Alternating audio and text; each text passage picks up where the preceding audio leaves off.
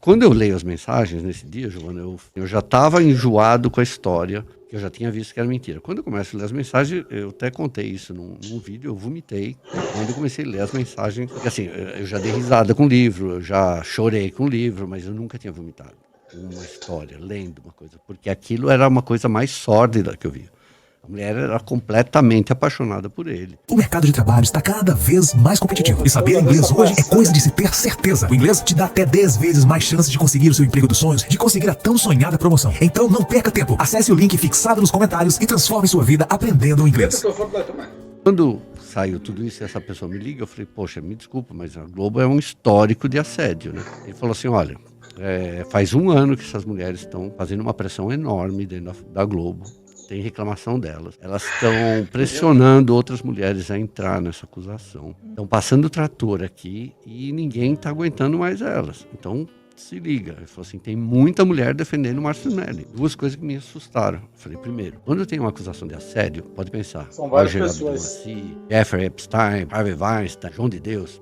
As vítimas, esse cara da Caixa, brotam em todo lugar. Porque como a pessoa foi exposta, ninguém mais precisa ter medo dele. E aí eu comecei a achar estranho. Eu falei, mas espera aí, por que essas mulheres estão intimando outras a entrar na acusação? Não precisa.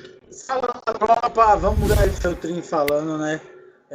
Mudando a ideia do Carlos Smelling. É engraçado, cara, porque o que ele falou é verdade.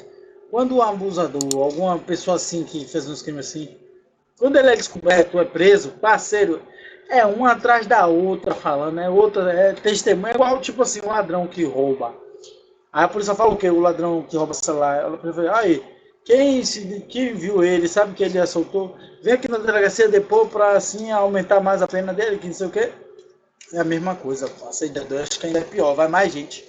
Vai assim, ó, um bocado de gente vai, porque quer que o cara fique mais tempo preso, a vítima quer isso, só tudo dele não.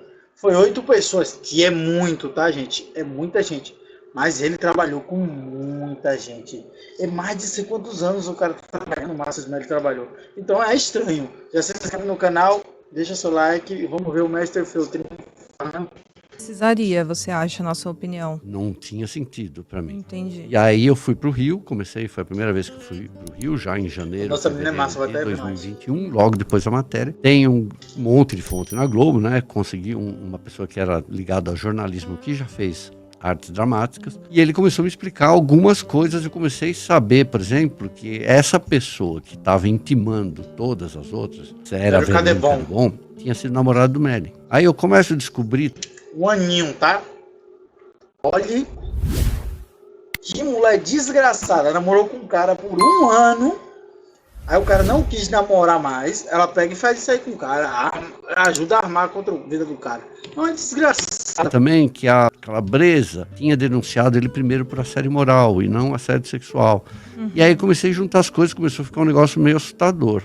Isso no primeiro semestre de 2021.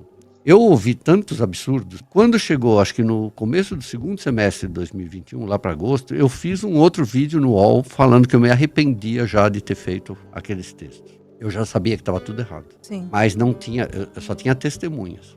E aí comecei a falar com pessoas, a pessoa falou assim, olha, eles frequentam a casa um dos outros, eles fazem peça um com os outros, eles ficam, a Calabresa beija um monte de câmera em todas as festas, todo mundo sabe disso, o Adnet saía com outras mulheres, falou, então todo mundo se beija, e a mulher que está acusando ele principal é a ex-namorada dele. E aí foi fazendo isso, eu fui começando a descobrir mais coisas, até que eu, depois de 1 ano e meio, eu consigo os autos do processo. Consegui no Rio de Janeiro, com muita dificuldade. Eu podia ter conseguido as mensagens, porque quando o Smelling é acusado, não sei se lembra, ele vai no Cabrini, na Folha, e ele divulga umas mensagens que já mostravam...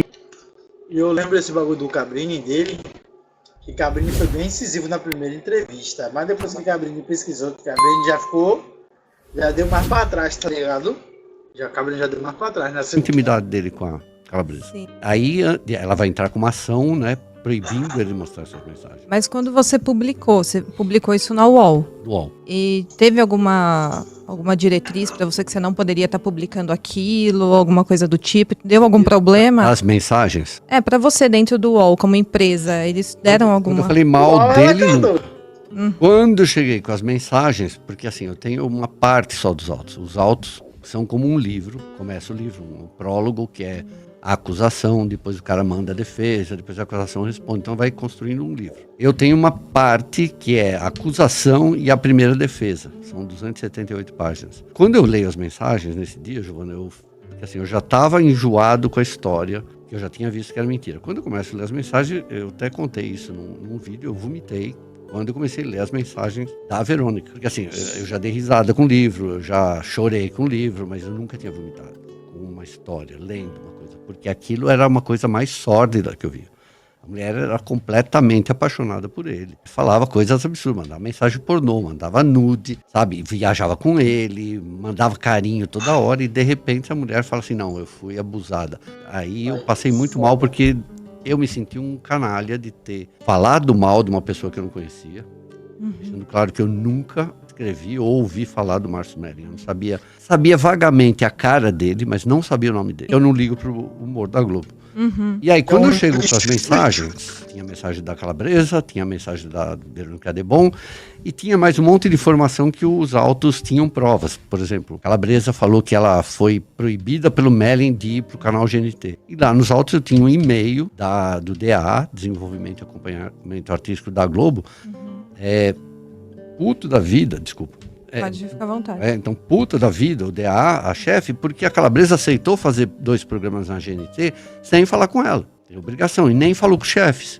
E o Melling nem era o chefe direto, era o tal do Farias. E daí eu comecei a ver, começou a desmontar todas as histórias. E os autos desmontaram essa história. Quando eu chego com isso no UOL, aí eu começo a sentir muitos problemas. Dentro da empresa, dentro da redação, porque assim, tudo tinha que ser embargado 1000 vezes, sabe? As coisas demoravam 10 horas para sair. Eu já tinha sentido isso, esqueci de falar. Em fevereiro de 2021, 3 meses depois que sai a matéria da Piauí, finalmente consegui uma entrevista com o Melling, desde que fosse por escrito. Consegui um vídeo, estava com o advogado dele, tudo.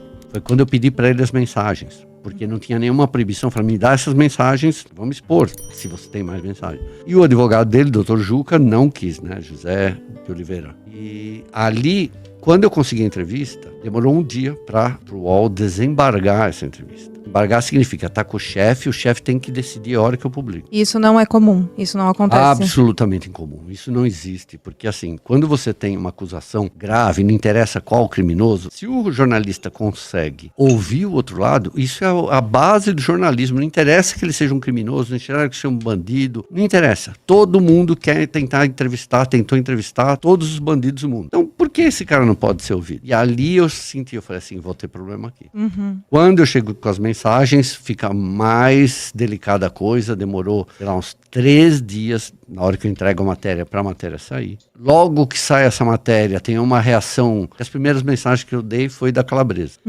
E aí tem um núcleo, que eu chamo de um núcleo duro, o feminismo extremista dentro do UOL, que chama-se Universo. Ah, sim. Aquilo lá hoje está pior ainda do que foi. Então as pessoas dentro do Universo começaram a tentar boicotar ou começaram a negar minhas matérias. Então eu publicar uma coisa, eu já falei antes de sair, eu passei para a direção para todo mundo, tá cheio de informação errada ali. Falei, tá vendo esse número aqui? Tá errado. Tá vendo essa informação aqui? Tá errada. E eles mantiveram isso. Continua tudo errado lá. Sim. Então daí eu falei assim, isso aqui é má fé para mim, né? Estão tentando me calar. E daí isso foi ficando cada vez mais agressivo. Calhou, porque assim, acho que foi no dia 15 de abril, eu escrevi um texto que eu acabei fazendo esse vídeo, que era mais ou menos minha despedida do UOL. Mas calhou que assim, 2 dias depois, antes de eu publicar, tive uma discussão mais pesada lá também por causa desse caso. E aí mandei, né? Falei, chega disso aqui. Eles falaram tchau. Eu falei, tchau, adeus, não quero mais isso aqui. Mas você acha que eles têm alguma conexão com essa parte da Globo, com essas mulheres acusadoras? Ou você acha que não, é mais pela ideologia deles? Só o lacre das mulheres ali dentro. Só o lacre. São as lacradoras, entende? São pessoas, por exemplo, eu vi uma colunista falando aí na semana retrasada que é crime um chefe se relacionar com uma subordinada. De onde ela tirou essa informação? Das vozes da cabeça dela. Porque Exato. eu ouvi 6, 7, 8 especialistas, maiores advogados do Brasil em compliance, e eles falam que é proibido uma empresa proibir relacionamento. Falando, nenhum lugar do Brasil se pode proibir o relacionamento de duas pessoas. Não interessa se é chefe, funcionária, faxineira, diretor da empresa, não interessa. Você não pode proibir. Eu fui ouvir a Globo e a Globo repetiu isso. Falou assim, a gente não tem nenhuma restrição a relacionamento. Olha a parte de dramaturgia. Quantas vezes o Luiz Fernando Carvalho, quantas atrizes ele teve? Olha o Bonner e a Fátima, ele era chefe dela. Então, não existia isso. E aí você pega no universo, tá lá a pessoa falando, não, é proibido, é crime. Então, cadê a apuração disso? Não, não é. Não é, crime. não é. E essas pessoas estão todo dia fazendo uma campanha sem informação, de desinformação. E até eu disse hoje, eu acredito que elas querem mudar a Constituição, né? Porque o artigo 5º, Com certeza. não sei qual Conseguiu, inciso, pô. acho que é o 3º, diz que todo... E consegui, pô. Tá até o final já, tropa. Conseguiu. Já se inscreve no canal aqui, ó. Deixa seu like. Isso é fantástico. Precisa ler, eu vou editar. Então, rapaz, é complicado, velho. E pior, tropa, que a mulher ganhou. Mas os Achimaços não pode nem tocar no nome dessa mulher mais. Você vê que ela passando de vítima. Tem aqui no canal, ó, ela se passando de vítima. Diz, não, que não sei o que, graças a Deus, agora no carnaval. Que quer que ele esqueça ela. Não, amor, você fudeu o cara. 4 anos o cara sem trabalhar. E como é que o cara vai te esquecer, meu amor? E a justiça tarda e falhou. Brasil é foda. Brasil